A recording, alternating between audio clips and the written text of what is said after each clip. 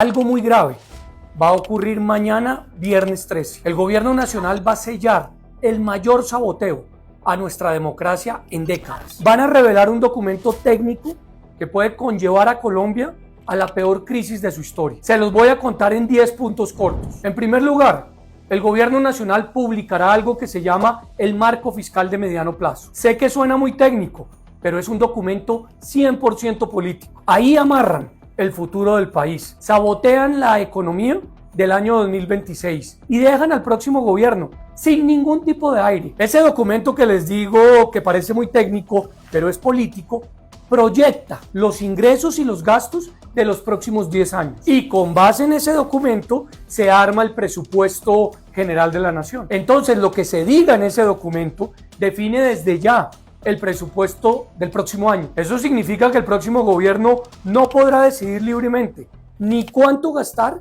ni en qué. Entonces las finanzas públicas quedarán amarradas, y no por técnica, sino por cálculo político. En segundo lugar, ya sabemos que Petro y el Confis suspendieron la regla fiscal por los próximos 3 años. Eso nunca se había visto, ni siquiera en pandemia, donde se suspendió apenas por 2 años. No hay límites para gastar, no hay límites para endeudarse. Se rompió el freno institucional. Se viene una rebaja en la calificación de riesgo del país. El Datacrédito Mundial nos pondrá una peor nota. En tercer lugar, ¿y por qué importa esto? Porque entre peor calificación tengamos, mucho más caro nos presta. Hoy pagamos intereses más caros que Guatemala y que Nicaragua. Nuestra deuda a 5 años está al 10%. Y lo normal, ¿saben cuánto es?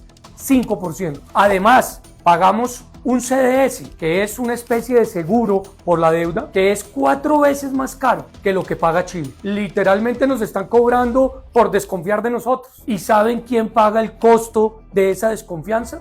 Ustedes, nosotros, con inflación, o sea, con alimentos más caros, con desempleo, porque muchos abandonan el país, y por supuesto con impuestos. En cuarto lugar, lo más grave no es lo que les estoy contando ahorita, es que están condenando el futuro. Este gobierno, en este documento, deja como obligación al próximo gobierno que debe reducir el déficit fiscal. Si saben que hay un déficit fiscal, ¿por qué no ya mismo entran a reducirlo? Y lo más preocupante es que dejan como una obligación reducir ese déficit fiscal, como nunca se ha hecho, recortando la inversión social prácticamente a cero. Lo tendrá entonces que hacer el próximo gobierno sin margen, sin oxígeno, a la brava, con una oposición, imagino yo, frontal. En quinto lugar, ¿qué se recortará? La respuesta corta, todo. Subsidios de energía, subsidios de gas, inversión pública, salud pública, ICETEX, alimentación escolar, vivienda, dotación para la fuerza pública. Y para rematar en ese documento,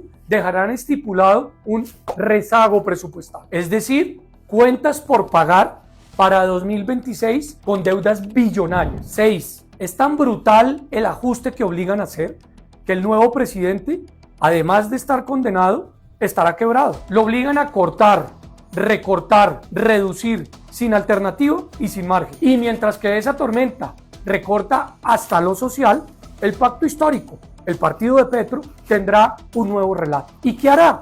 Salir a las calles a volver a promover el incendio del país. En séptimo lugar, el gobierno nacional atropelló al Comité Autónomo de la Regla Fiscal y nadie pudo parar. Pero como yo critico y a su vez propongo, en 2026 tendremos que blindar este comité. A todo esto, muchos economistas, por quienes profeso profundo respeto, también han fallado. Técnicamente saben lo que está pasando, pero no han logrado comunicar. El país no ha entendido la gravedad. Por omisión o por miedo, le estamos fallando a Colombia. En octavo lugar, una reflexión. La única salida para Colombia es gobernar desde 2026 con una única obsesión: credibilidad, fortalecer el peso, recuperar el grado de inversión y mandar señales de sensatez. Ese será el escudo frente a la tormenta económica. La mitad de nuestra deuda está en dólares. Entonces, fortalecer el peso con buenas señales reducirá finalmente lo que debemos. Y por otro lado, cada punto